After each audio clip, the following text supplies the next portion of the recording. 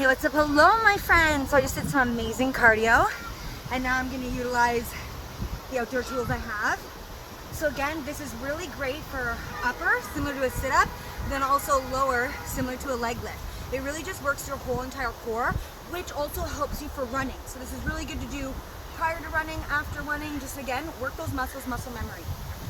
So you can do your arms, moving up and down, obviously working those biceps, triceps, or whatever it is, anything to do with the arm, I don't know. But what I really enjoy is really trying to hold yourself up for as long as you can. Again, building that core, just hanging out there.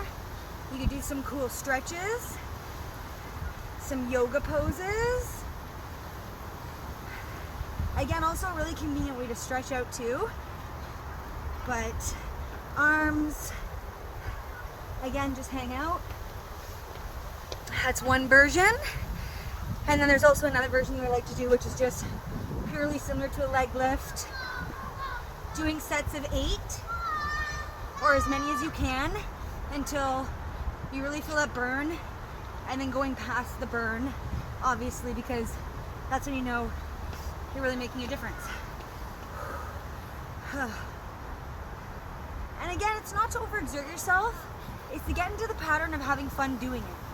Because once you actually have fun doing it, it doesn't feel so monotonous. Because that's why I feel like jumping into January was so hard for me to do my workouts, because it felt monotonous. And I was like, I'm not digging this, I don't want to do this, but it's just about enjoying what you're doing, having fun. Again, those high knees that I'm so in love with. That's a simple exercise that you can do anytime you want to just get your heart rate going. Okay, so remember, exercise is personal, do it your way every day.